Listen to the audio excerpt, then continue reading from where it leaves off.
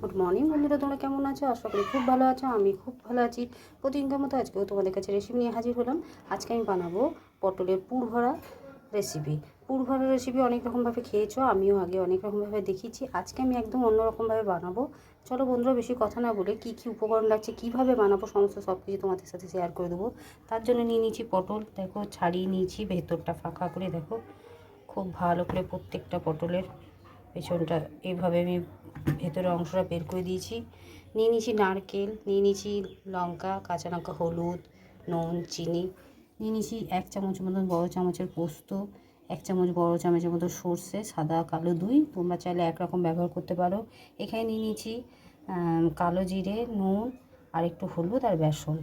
এবারে আমি প্রথমে কাঁচা লঙ্কা, নারকেল, পোস্ত, সরষে আমি একসাথে পেস্ট করে নিয়ে চলে আসবো। দেখো বন্ধুরা, আমি পেস্ট করে নিয়ে চলে এলাম সমস্ত উপকরণগুলো। এবারে আমি এই পটলগুলোকে একটু কড়াইয়ের মধ্যে আগে ভেজে নেব। দেখো বন্ধুরা, কড়াইয়ে আমি তেল দিয়ে দিয়েছি। এই তেলের মধ্যে আমি পটলগুলোকে একটু লাল করে ভেজে নেব। তারপর যে তেলটা থাকবে, আমি আর তেল দেবো না, ওই তেলের মধ্যে যে মশলাটা করেছি সেই মশলাটা আমি সর্ষে, পোস্ত, কাঁচা লঙ্কা আর নারকেল, এটাকে আমি ভেজে নেব। ভেজে একটা পুর তৈরি করে নেব খুব ভালোভাবে, শুকনো শুকনো। এবার প্রথমে পটলটাকে ভেজে তুলে নেব। দেখো বন্ধুরা, পটলটা আমার হালকাভাবে লালভাবে ভাজা হয়ে গেছে। এর থেকে আর বেশি ভাজবো না। আর আমি কোনো রকমের নুন, হলুদ কিচ্ছু ব্যবহার করিনি। নুন দিলে পরে একদম মিশিয়ে যেত, সেই জন্য আমি দিইনি, কারণ পুরটা ভরতে তখন অসুবিধা হয়ে যাবে। এবার আমি তুলে নেব। পুরটা আমি এর মধ্যে দিয়ে ভেজে পুর তৈরি করে নেব, যে মশলাটা করেছি। দেখো বন্ধুরা, যে মশলাটা করে রেখেছিলাম সেটা আমি ভেজে নিচ্ছি, একটু শুকনো শুকনোভাবে ভেজে নেব। পুরটা তৈরি হয়ে গেলে ঠান্ডা করে তখন পটলের ভেতরে আমি ভরে নেব। এইভাবে আমি বেশ কিছুক্ষণ নেড়ে চেড়ে নেব। নুন, হলুদ, মিষ্টি সমস্ত উপকরণ দিয়ে দিয়েছি। এবারে আমি ভেজে নেব। তোমরা অতি অবশ্যই বাড়িতে এইভাবে একবার হলেও পুর ভরা পটল এইভাবে বানিয়ে খেয়ে দেখবে। আমি আগেও দেখিয়েছি অন্যরকমভাবে, এইভাবে বানিয়ে দেখাচ্ছি, যে আরেক ধরনের দেখানো হলো, তোমরা শিখতেও পারলে। বন্ধুরা, পুরটা আমি ঠান্ডা হতে দিয়ে দিয়েছি, আর এদিকে আমি বেসনটাও গুলে নিলাম। এবারে আমি সমস্ত পটলের ভেতরে আমি পুরগুলো ভরে নেব এক একে, তারপর তোমাদের কাছে ফিরে আসছি।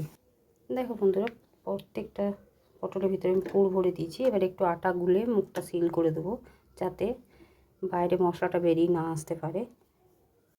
দেখো বন্ধুরা, মুখগুলো আমি আটা দিয়ে সিল করে দিয়েছি প্রত্যেকটা। এবারে আমি বেসনের মধ্যে চুবিয়ে নেব, আর এক ধারে তেল গরম হতে দিয়ে দিয়েছি। দিয়ে এইভাবে ভালো করে বেসনে ডুবিয়ে আমি তেলের মধ্যে ছেড়ে দেবো।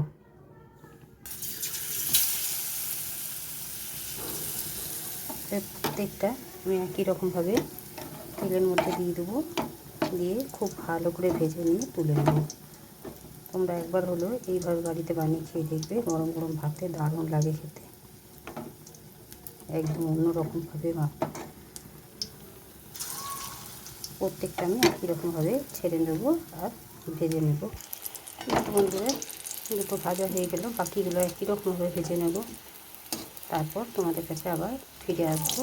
একইভাবে সবগুলো ভেজে নিই, তারপর তোমাদের কাছে ফিরে আসছি। দেখো বন্ধুরা, পটলের পুর ভরা রেসিপিটা আমার তৈরি হয়ে গেল।